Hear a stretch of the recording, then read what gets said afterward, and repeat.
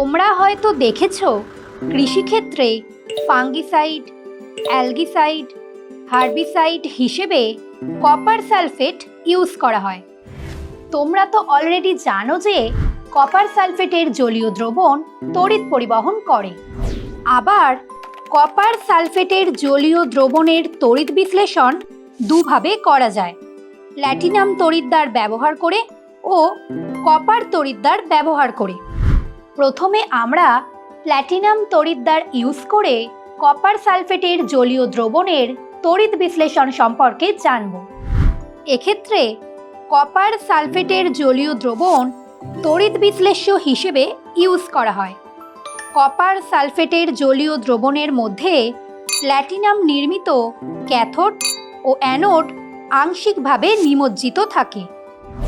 এবার দ্রবণের মধ্য দিয়ে সমতড়িৎ প্রবাহ চালনা করার ফলে ক্যাথোডে ও অ্যানোডে এই বিক্রিয়াগুলি ঘটার সম্ভাবনা থাকে। যেহেতু 1 নম্বর বিক্রিয়ার প্রমাণ বিজারণ বিভব 2 নম্বর বিক্রিয়ার তুলনায় বেশি, তাই ক্যাথোডে জলের পরিবর্তে কপার আয়ন বিজারিত হয় এবং ধাতব কপার উৎপন্ন হয়। আবার অ্যানোডে সম্ভাব্য বিক্রিয়াগুলির মধ্যে 3 নম্বর বিক্রিয়ার তুলনায় 4 নম্বর বিক্রিয়ার প্রমাণ বিজারণ বিভব কম, তাই অ্যানোডে সালফেট আয়নের পরিবর্তে জল জারিত হয়ে অক্সিজেন গ্যাস উৎপন্ন করে। সুতরাং অ্যানোডে এই বিক্রিয়াটি ঘটে।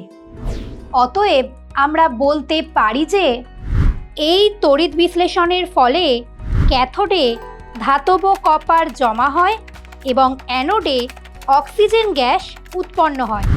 তড়িৎ বিশ্লেষণের শেষে দ্রবণে H+ ও SO4 2- আয়ন অর্থাৎ H2SO4 থেকে যায়, ফলে দ্রবণটি আম্লিক হয়ে পড়ে।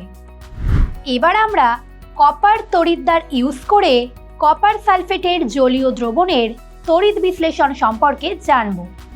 এক্ষেত্রে তড়িৎ বিশ্লেষ্য হিসেবে কপার সালফেটের জলীয় দ্রবণ, ক্যাথোড হিসেবে বিশুদ্ধ কপার দণ্ড এবং অ্যানোড হিসেবে অবিশুদ্ধ কপার দণ্ড ইউজ করা হয়।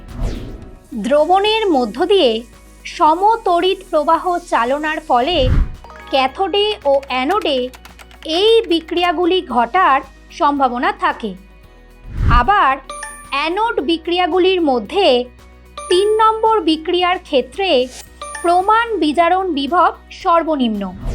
এর ফলে কপার অ্যানোড থেকে ধাতব কপার জারিত হয়ে কপার আয়ন রূপে দ্রবণে আসে এবং অবিশুদ্ধ কপার অ্যানোডটি ক্রমশ ক্ষয়ে যেতে থাকে।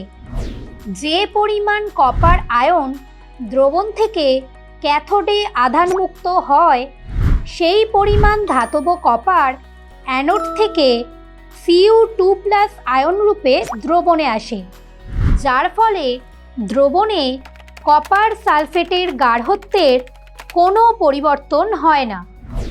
এতক্ষণ পর্যন্ত তোমরা প্ল্যাটিনাম ও কপার তড়িৎদ্বার ব্যবহার করে কপার সালফেটের জলীয় দ্রবণের তড়িৎ বিশ্লেষণ সম্পর্কে জানলে। কপার সালফেটের মতোই কেমিস্ট্রি ল্যাবে ব্যবহৃত আরও একটি ইম্পর্ট্যান্ট রিয়েজেন্ট হলো সিলভার নাইট্রেট। এবার আমরা সিলভার নাইট্রেটের জলীয় দ্রবণের তড়িৎ বিশ্লেষণ প্রক্রিয়া দেখব। প্রথমেই চলো আমরা প্ল্যাটিনাম তড়িৎদ্বার ইউজ করে সিলভার নাইট্রেটের জলীয় দ্রবণের তড়িৎ বিশ্লেষণ সম্পর্কে জেনে নিই।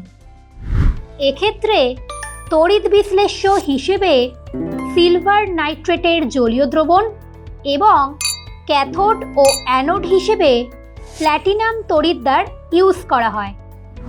দ্রবণের মধ্য দিয়ে সমতড়িৎ প্রবাহ চালনা করলে ক্যাথোডে সিলভার ধাতু এবং অ্যানোডে অক্সিজেন গ্যাস উৎপন্ন হয়। এবার আমরা সিলভার তড়িৎদ্বার ইউজ করে সিলভার নাইট্রেটের জলীয় দ্রবণের তড়িৎ বিশ্লেষণ সম্পর্কে জেনে নেব। এক্ষেত্রে সিলভার নাইট্রেটের জলীয় দ্রবণে সিলভার ক্যাথোড ও সিলভার অ্যানোড আংশিকভাবে নিমজ্জিত অবস্থায় থাকে। এবার এই দ্রবণের তড়িৎ বিশ্লেষণ করলে সিলভার অ্যানোড থেকে ধাতব সিলভার জারিত হয়ে সিলভার আয়ন রূপে দ্রবণে আসে এবং সিলভার অ্যানোড ক্ষয়প্রাপ্ত হয়। যেই পরিমাণ সিলভার আয়ন দ্রবণ থেকে ক্যাথোডে জমা হয় সেই পরিমাণ ধাতব সিলভার অ্যানোড থেকে সিলভার আয়ন রূপে দ্রবণে আসে। তাহলে আজকের ক্লাসের আলোচনা থেকে তোমরা বুঝতেই পারলে যে কপার সালফেট ও সিলভার নাইট্রেটের জলীয় দ্রবণের তড়িৎ বিশ্লেষণ প্রক্রিয়ায় ক্যাথোডে ও অ্যানোডে কী কী পদার্থ উৎপন্ন হবে সেগুলি তড়িৎদ্বারে সংঘটিত বিক্রিয়াগুলির প্রমাণ বিজারণ বিভব এবং তড়িৎদ্বারের প্রকৃতির উপর নির্ভরশীল।